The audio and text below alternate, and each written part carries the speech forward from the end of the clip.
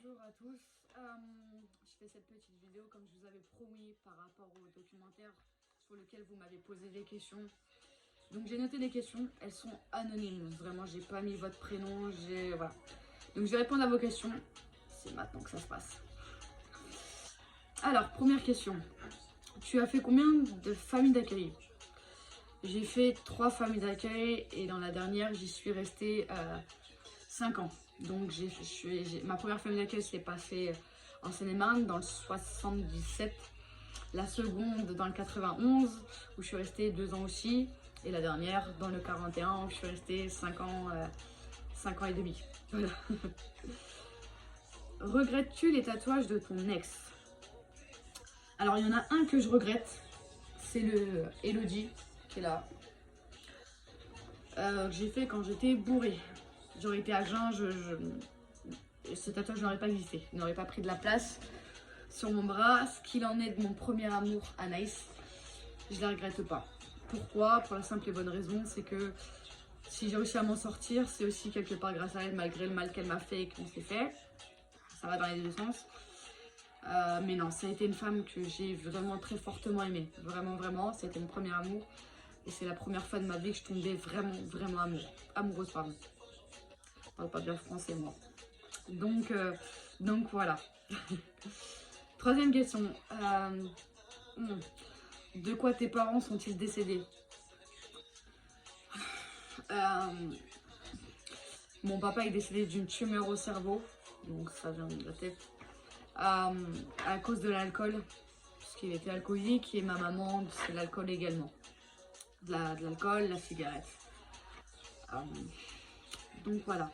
Quatrième question. Excusez-moi. Mika, c'est ta vraie sœur? Oui, c'est ma vraie sœur. C'est pas ma copine. Vraiment. Parce que plusieurs fois, on m'a dit, mais Mika, la fille que tu mets dans ta story, c'est ta copine? Non, c'est ma sœur. C'est ma demi-sœur, Michaela. Ma maman, ma mère, ma génitrice plutôt, est mariée de 3 unions différentes. Enfin, de 2 unions différentes, dont la troisième avec mon papa, concubinage. Donc c'est ma demi-sœur. J'ai plusieurs demi-frères et demi-sœurs, mais pour moi, ma seule famille en tant que sœur, c'est Michaela. Les autres, ça n'a pas d'importance et Enfin voilà. Cinquième. J'arrive même pas à me relire. Comment as-tu su te relever après le décès de ton papa? Car je sais que ta maman... 2 points de suspension. Bon. Mon papa, comment j'ai su me relever? J'ai eu un accompagnement très lourd. Très lourd. J'ai vu... je voyais ma psychologue toutes les 2 semaines. J'allais à l'œuvre Grancher, donc au placement familial où j'étais. Sur Paris, je les voyais tout le temps. Donc je savais pas, ils étaient là pour m'écouter et j'arrivais à parler. Je faisais de la boxe également pour pouvoir me défouler parce que j'étais quelqu'un de très violente à cette époque-là. Donc en 2011, j'ai perdu mon papa. Mais ça a été très dur. J'ai fait plusieurs tentatives de suicide qui ont failli en tout cas me coûter plus d'une fois très cher. Mais voilà, accompagnement psychologue, j'ai eu ma famille d'accueil aussi qui m'a accompagnée. Donc voilà, mais après il faut savoir que d'un décès proche, d'une famille ou d'un ami très proche, on ne s'en remet pas malheureusement. On n'oublie pas non plus, mais on apprend à vivre avec. Mais ça reste compliqué pour moi tout le temps en fait. Mais voilà, j'ai fait une promesse à mon papa quelques jours avant qu'il décède, quand j'ai été le voir à l'hôpital en fin de vie, à Nanterre. Je lui ai fait la promesse de ne rien lâcher, même après son décès. Et je me dois de tenir ma promesse. J'ai pas le choix, c'est mon papa, c'est l'homme de ma vie. Je vis à sa place en fait, dans le sens où j'ai cette chance de vivre et je vis aussi pour lui en fait. Je me bats au quotidien pour lui parce que il fait plus partie de ce monde-là et paix à son âme. Mais voilà, désolée, c'est compliqué de parler de ça.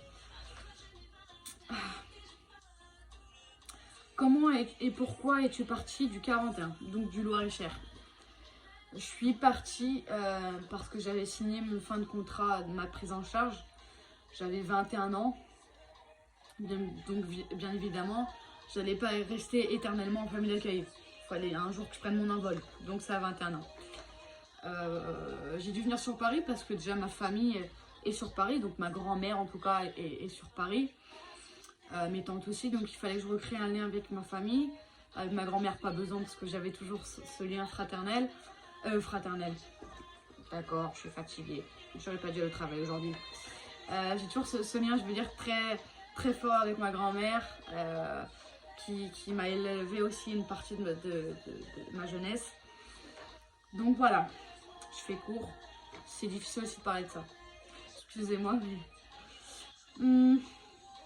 As-tu réussi enfin à oublier ton premier amour? C'est une vraie question ça ou c'est pour... Bon, je vais y répondre quand même, parce que je vous dis que je répondrai. Alors, au jour d'aujourd'hui, j'ai réussi à oublier mon premier amour, donc Anaïs. J'ai réussi à l'oublier.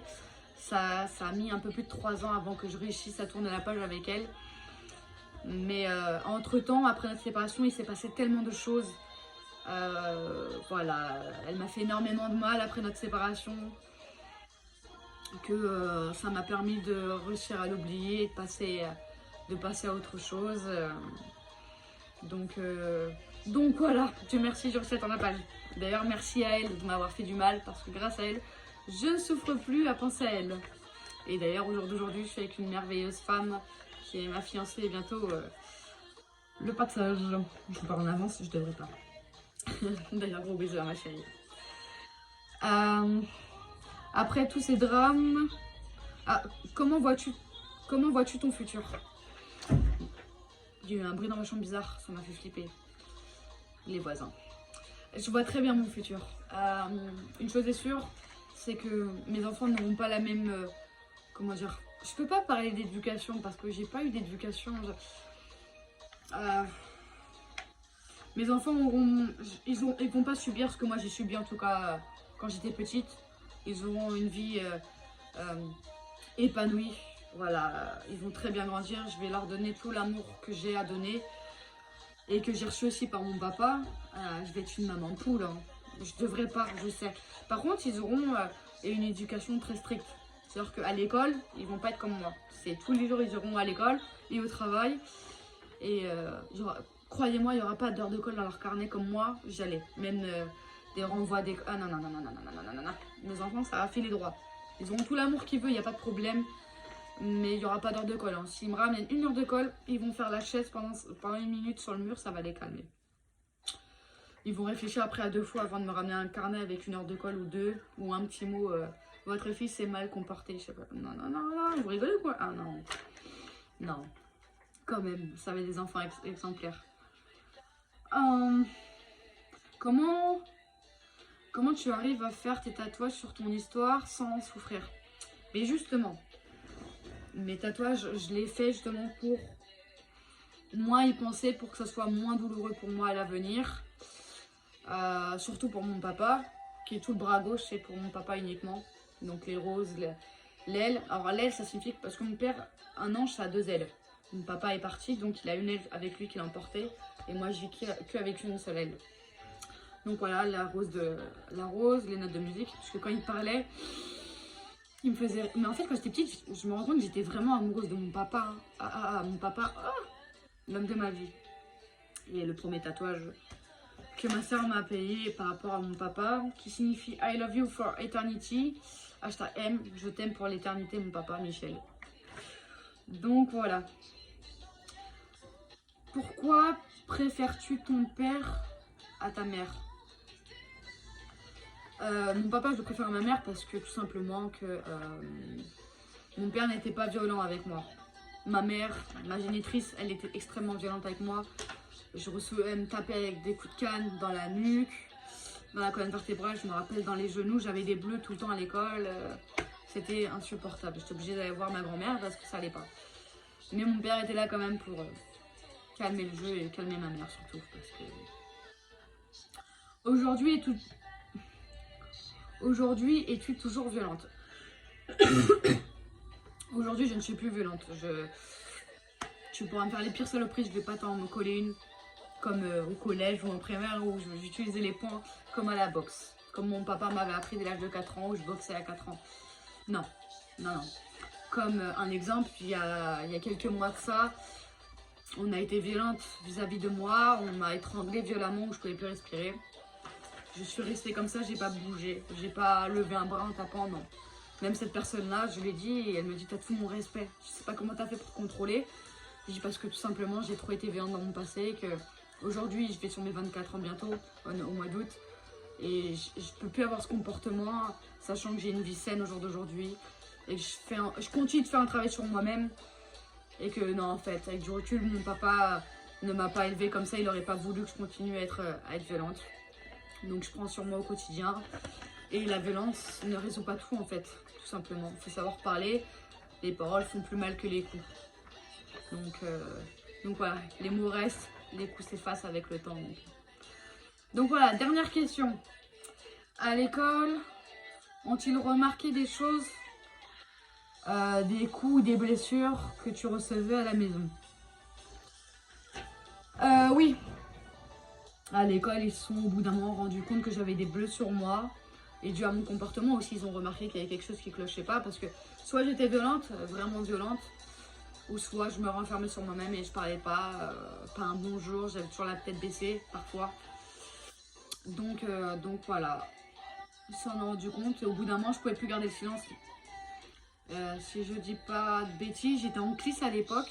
Donc c'est une classe où on rattrape tous les niveaux. On a perdu énormément de niveaux, donc on rattrape tout. Et un jour, je me rappelle que j'ai dû en parler à ma maîtresse à cette époque-là, qui s'appelle Françoise, qui m'a beaucoup aidée, qui était toujours là pour moi, mon écoute. Ça fait plaisir. Je me suis confiée à elle ce jour-là. Et je crois que c'est quelques semaines ou quelques mois après, j'ai eu rendez-vous avec mon papa. On a été convoqués chez une juge pour enfants, exactement. Et on m'a retiré de mon papa le jour même, en fait. Donc j'en ai énormément souffert de ça. J'ai même voulu me suicider le jour même. J'ai voulu traverser en même temps qu'une voiture. Sauf que mon père, hein, c'est tellement un ange, il m'aime tellement que du coup il m'a attrapé vite par l'épaule, il m'a repoussé en me disant non, fais pas ça. Et j'ai dû monter dans la voiture avec lui et qu'on m'emmène dans ce foyer. Villeneuve-la-Garenne, c'était un foyer pour enfants en fait. Où je suis restée 6 mois. Donc voilà, j'ai réussi après. J'ai été, comment dire, comme une balle de ping-pong. On m'a emmené d'un endroit à un autre, d'une famille d'accueil en une autre. Ça a été compliqué pour moi chez les familles d'accueil. Les 2 premières en tout cas, parce que je me faisais frapper. Dans la première famille d'accueil, j'ai une bonne éducation quand même. Je mens pas, mais ils ont voulu trop faire de moi ce que je ne deviendrai jamais. À les écouter, j'aurais dû être avocate, faire de grandes études, aller à la fac comme leur fille. Non, non. Mais grâce à eux, en histoire, je connais beaucoup d'histoire. Je suis très forte en histoire. Pas en maths, en maths un peu, mais pas en français. Mais en histoire. Là, ce qui est bien. Ah, je parle beaucoup, je parle vite surtout. Donc voilà. Par contre, je tenais à remercier très fortement ma dernière famille d'accueil, Madame et Monsieur Zunino. Vraiment, merci à eux de m'avoir donné une très bonne éducation, d'avoir été à mon écoute. D'avoir su prendre soin de moi, de m'avoir donné l'amour nécessaire également. Vraiment à cette famille d'accueil, je leur dois tellement, tellement, et je leur dois tout en fait, sans mentir, je leur dois tout. Ça a été ma source de motivation, ça a été une force pour moi. Enfin, je me sentais bien chez eux, vraiment, ça a été une famille en or chez qui je suis tombée. Et ça a été le paradis chez eux, vraiment. Je suis restée 5 ans chez eux et ça a été 5 ans de bonheur. J'ai pas toujours été facile avec eux et d'ailleurs je m'excuse encore. Mais ils ont su être patients et aller à mon rythme. Et je leur dois vraiment beaucoup, vraiment. Donc voilà, la vidéo, j'ai fini de répondre à vos questions.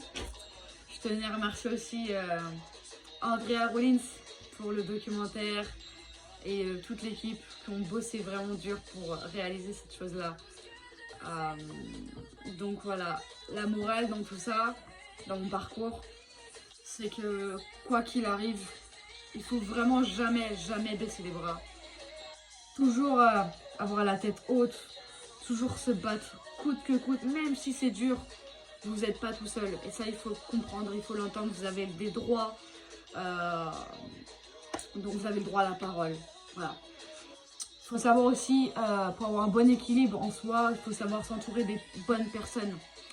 Et plus tard, faites un métier que vous aimez.